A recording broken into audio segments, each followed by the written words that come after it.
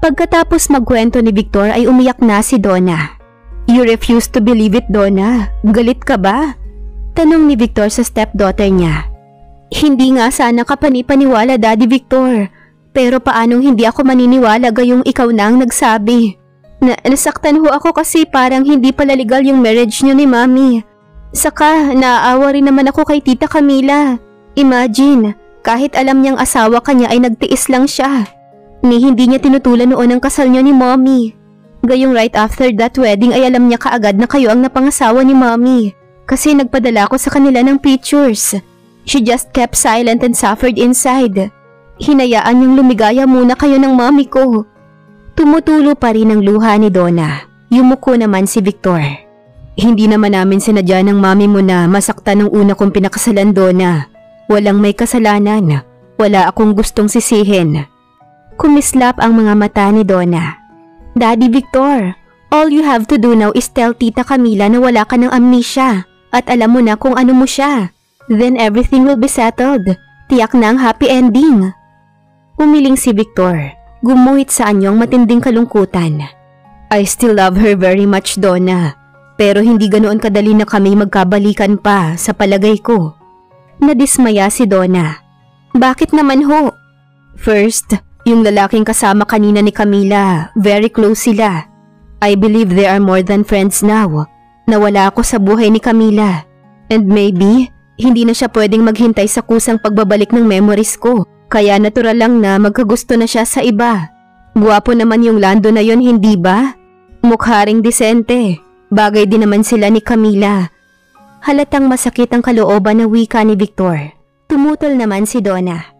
Ang Daddy Victor naman, ikaw tong asawa na tunay ay bakit hindi ka lumaban? Saka gusto kong maniwala sa sinabi sa akin ni na Tita Camila at Lando na magkaibigan lang sila. Natural lang minsan sa isang magnobyo na hindi muna aamin. My point is, noong kami ng Mami mo ang nagpakasal ay hindi nanggulo si Camila. Ngayon, hindi rin ako dapat manggulo sa bagong buhay niya. Ano ba talaga ang balak mo, Daddy Victor? Tayo na lang muna ang dapat makaalam na magaling na ang amnesia ko, Donna. We have to keep this to ourselves para walang tsansang makarating kay Camila ang balita at mag-alala siya. Tila buo na ang desisyon ni Victor. Nanlumo si Donna. Sayang naman kayo ni Tita Camila, Daddy Victor. I love Tita Camila at gustong-gusto ko na siyang maging mami ko. Bumuntong hininga uli si Victor. Donna, hindi yung kung ano ang gusto natin ang dapat masunod. Tingin ko, we have to give Camila a chance. Kapag nakita ko na hindi pala niya mahal ang Lando na yun, o kaya ay makita kong magkasira na sila, saka na lang ako papasok. Saka ko na lang ipagtatapat sa kanya na wala na akong amnesia. Kahit po pakakasal sila ni Lando ay hindi kayo iimik? Kung sakali, wala namang bisa ang kasal nila, right? Dahil nga nakasal na sa inyo si Tita Camila. Malungkot nang ngumiti si Victor. Bakit ako iimik kung ikaliligaya niya? Noon bang ikasal ako sa Mami mo at alam niyang ikaliligaya ko yun, umimik siya? Ibabalik ko lang kay Camila ang sakripisyong ginawa niya noon. Gumuho ang pag-asa ni Donna. So wala palang happy ending, Daddy Victor? Naniniwala pa naman ako na kapag nalaman ni Travis na kayo'y asawa pala ng Mami niya, ay gagaan na ang loob niya sa'yo. Baka nga mawala na ang galit ni Travis at babalik na ang sweetness niya sa amin ni Tita Camila. Donna, nasa rebellious stage pa rin ang nobyo mong iyon. Kapag nalaman niya na ako pala'y stepfather niya, ay baka lalong makipag-away sa Mami niya. Mahihirapan na naman ang loob ng Tita Camila mo, hindi ba? Come on, Daddy Victor. Kung si Travis lang ang dahilan, i-give up mo pa rin ba ang Tita Camila?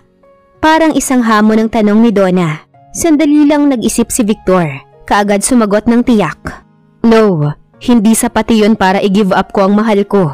Hindi na siguro dapat maulit ang noon na dahil ang selfish si Travis sa Mami niya ay isinakripisyo namin ni Camila ang pagiging mag-asawa namin. Tama naman yun, Daddy Victor. Si Travis ho ay dapat paliwanagan, matauhan. You and Tita Camila deserve to be happy. Hindi ho kasalanan ng magmahal. Hindi rin ho kasalanan ng magpakasal. Ang mali nga ho ay itinago niyo pa kay Travis na mag-asawa na pala kayo. May fondness ng isang ama na hinagod ni Victor ang mahabang buhok ni Donna. Dapat siguro'y maturuan mo ang nobyo mong yun kung paano lawakan ang isip na gaya mo. Hayaan niyo ho, naniniwala naman ako na isang araw, Travis will come to his senses. He's basically good. Hindi ko ho matututuhang mahalin ng isang yun kung hindi mabait.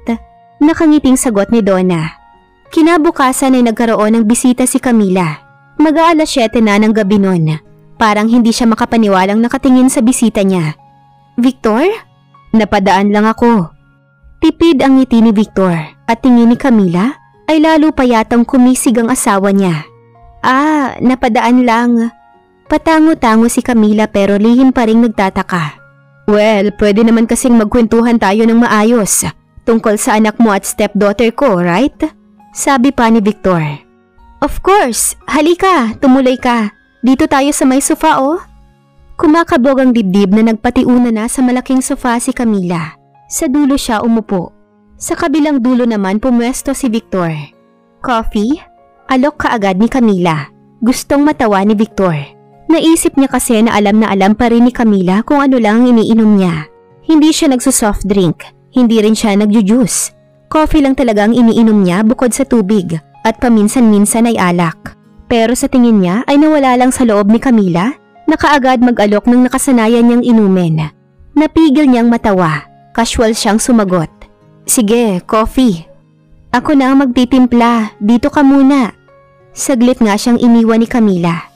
May dala na itong umuusok na kape sa porselanang tasa ng magbalik.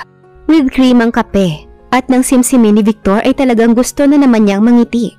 Paano'y kuhang-kuha pa rin ng asawa niya ang timpladang gusto niya sa kape. Hindi na naman siya nagpahalatang natutuwa siya. So, kumusta na si Travis sa Cebu?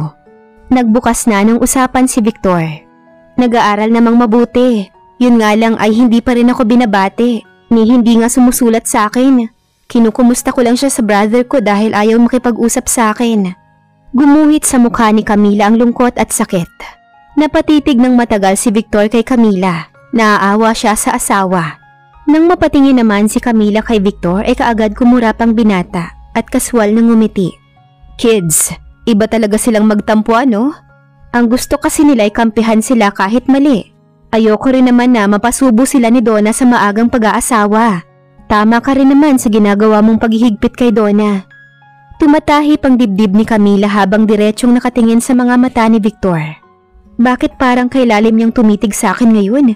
Nag-iilusyon lamang ba ako? Tanong ni Camila sa sarili. Siya na rin ang sumagot sa tanong niya. Nag-ilusyon nga lang ako. Bakit naman ako tititigan ng malalim nito?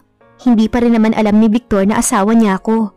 Kung kailan siya gagaling sa kanyang amnesia ay yun ang mahirap tiyakin at asahan.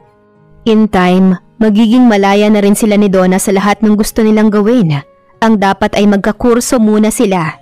Mas mainam nga sana kung maiintindihan tayo ng anak mo. Total ay hindi ko naman ipinagbabawal sa kanilang magkwentuhan sa telepono. Muling nagsalita si Victor. Yan din ang dinarasal ko.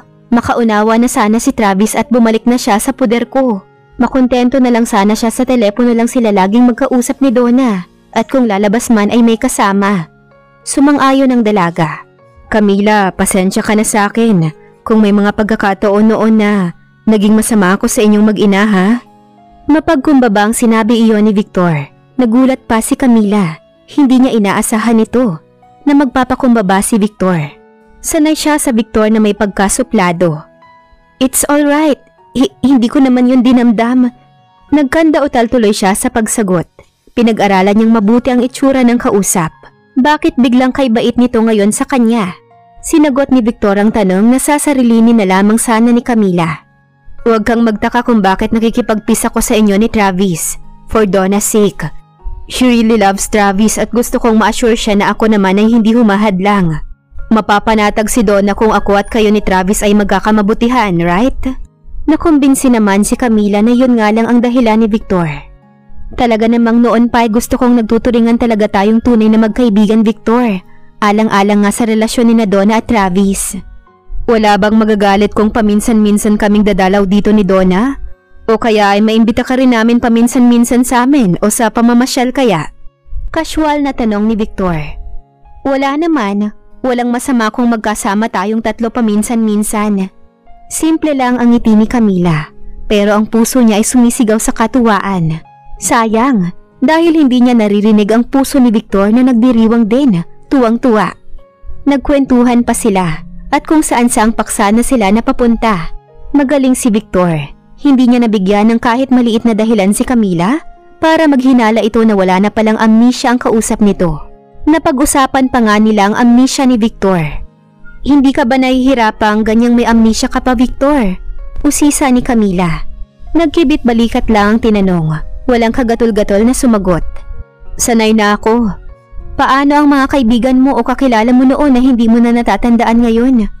Well, kapag nakakasalubong ko sila na mismong bumabati at nagre-remind sa akin. And of course, kahit hindi ko sila matandaan ay ina-acknowledge ko naman sila.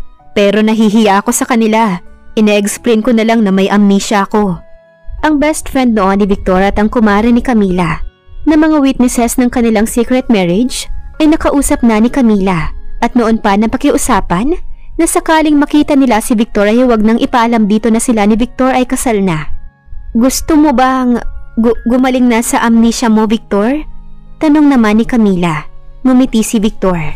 Oo, sino bang tao ang ayaw gumaling sa kanyang sakit? Napansin pa ni Victor na natigilan si Camila at tila napalunok para bang namomroblema. Kumirot naman ang puso ni Victor. Inakala pang ang pinoproblema ni Camila ay ang paggaling ng amnesia niya. Dahil kay Lando. Naisip na naman ni Victor. Dahil ayaw niyang malaman ko na asawa ko pala siya. Gusto niyang protektahan ang relasyon nila ni Lando. Talagang mahal niya ang lalaking yun. Itinago ni Victor sa kanyang bahagyang pagngiti ang sakit ng kalooban. Ang hinala pa lamang ng kanyang isip ay tinanggap na ng puso niyang nagdaramdam.